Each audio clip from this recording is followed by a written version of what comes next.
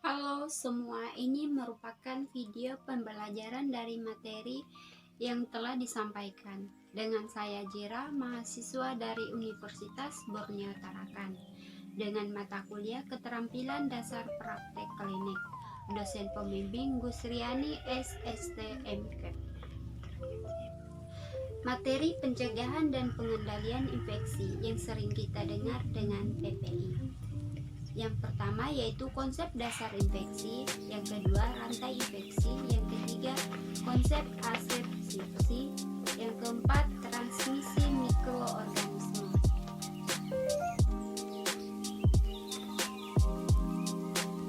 Penyakit infeksi dapat diartikan sebagai satu penyakit yang disebabkan oleh suatu mikroorganisme yang masuk ke dalam tubuh melalui berbagai cara dan kemudian dia bisa ditularkan kepada orang lain baik secara langsung maupun melalui media lain seperti air liur ataupun kotoran manusia ataupun melalui faktor.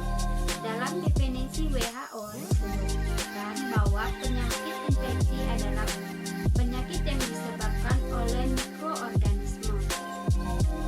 Mikroorganisme yang dia bisa infeksi masuk ke dalam tubuh manusia dan kemudian menyebabkan sakit, dan dia dapat menularkan ke manusia lain ataupun ke hewan. Jadi tidak hanya manusia ke manusia, tetapi juga manusia ke hewan, dan juga sebaliknya hewan ke manusia. Yang kedua yaitu rantai infeksi. Rantai infeksi merupakan rangkaian terjadi sebuah infeksi pada manusia. Dengan memahami alur atau rangkaian ini, kita dapat tahu bagaimana terjadi infeksi melalui tahap-tahap tersebut. Dan untuk mencegah terjadinya kejadian infeksi, kita perlu memutus mata rantai tersebut, baik dari sisi pencegahan maupun pengendalian penyakit.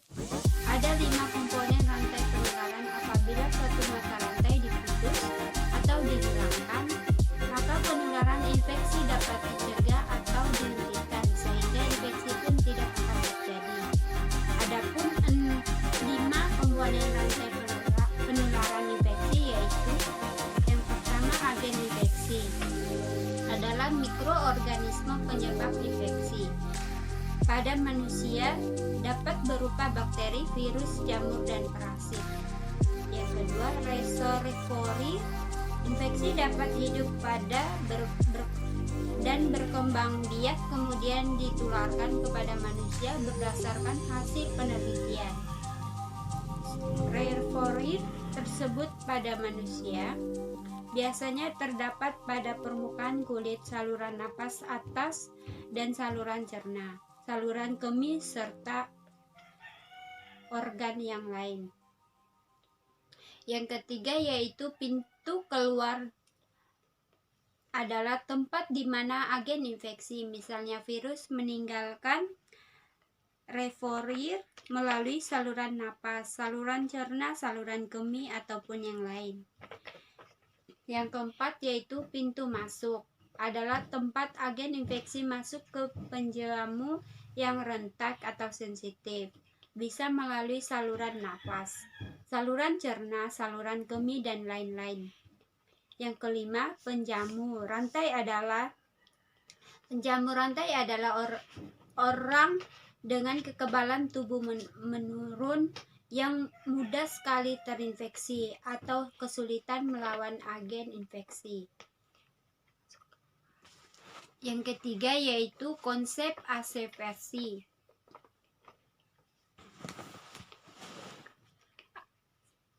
Asepsi berarti tidak adanya patogen penyebab penyakit. Teknik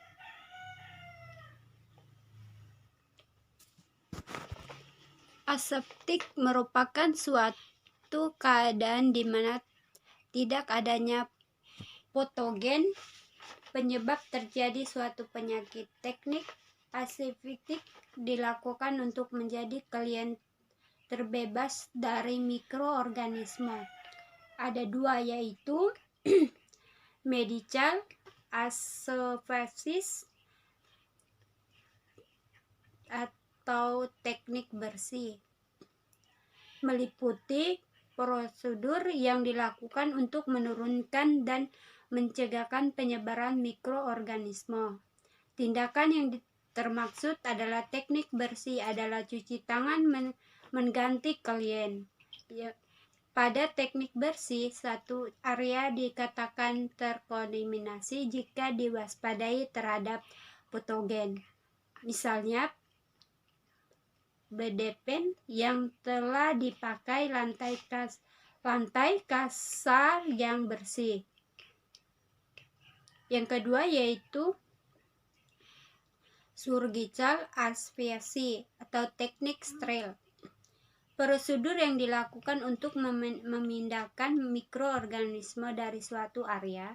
Tindakan yang termaksud adalah teknik steril adalah sterilisasi. Pada teknik steril, suatu area dikatakan tidak steril jika tersentuh benda yang tidak steril. Misalnya, sarung tangan bagian luar tersentuh tangan, alat tersteril tersentuh tangan.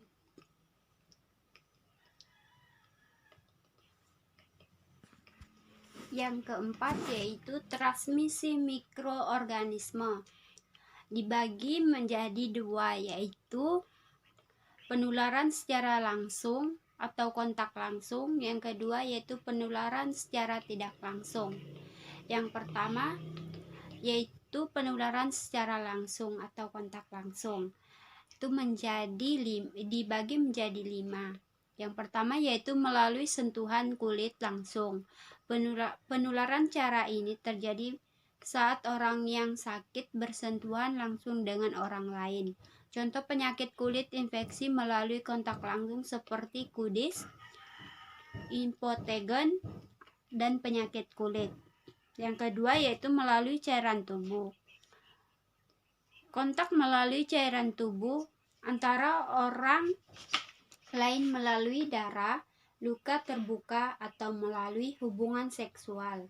Kebanyakan penyakit menularkan seksual seperti hormon, papiloma virus atau yang kita sebut dengan HPV, herpes, sifilis, HIV menular melalui cairan ini.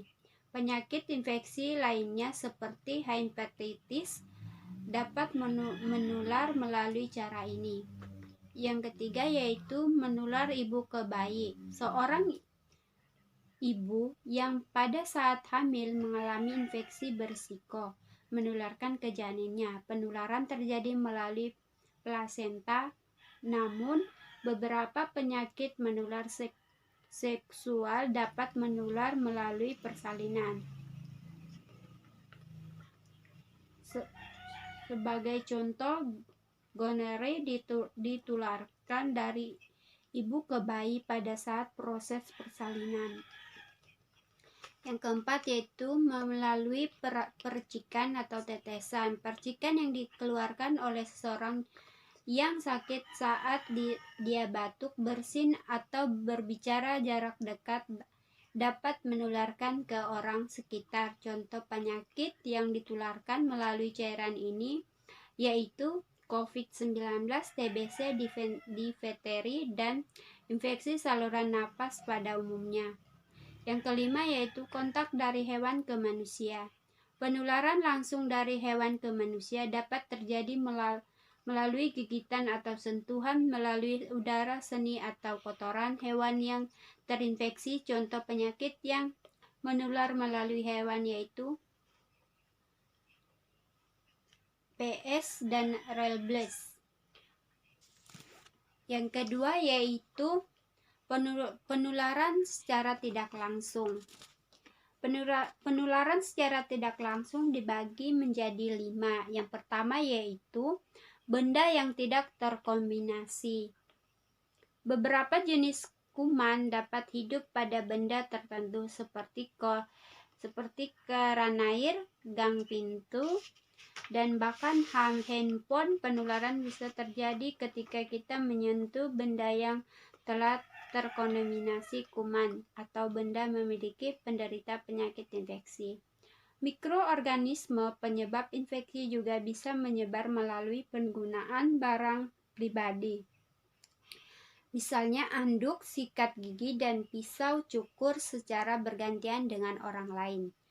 Yang kedua yaitu makanan dan minuman yang terkontaminasi.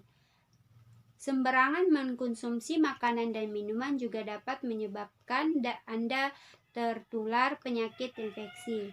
Berbagai jenis kuman, virus, dan parasit banyak ditemukan dalam makanan atau minuman, terutama di daging dan telur yang tidak dimasak hingga matang, atau makanan dan minuman yang tidak dipasteurisasi. Contoh penyakit infeksi yang terjadi melalui metode ini adalah diare, keracunan makanan, flu babi, dan flu burung. Yang ketiga yaitu gigitan serangga. Banyak penyakit infeksi yang menular melalui gigitan serangga. Misalnya gigitan nyamuk yang membawa virus parasit penyebab infeksi. Contoh penyakit infeksi akibat gigitan serangga adalah demam berdarah, malaria, filariasi atau kaki gajah, penyakit Cayman, dan infeksi virus Zika. Yang keempat yaitu melalui udara. Beberapa agen penyebab infeksi seperti virus, bakteri, dan jamur bisa melayang di udara dan bertahan dalam waktu yang lama. Penyakit seperti cacar, campak bisa menular melalui cara ini. Yang kelima yaitu melalui lingkungan. Penularan penyakit juga dapat terjadi melalui lingkungan. Air, tanah, tumbuhan yang mengandung mikroorganisme penyebab infeksi. Contoh penyakit yang disebabkan oleh bakteri ini yang menyebar melalui unit air, cendeteronen yang kita sering dengar dengan Aceh. Mungkin itu saja yang dapat saya sampaikan. Mohon maaf jika ada salah kata. Saya akhiri. Selamat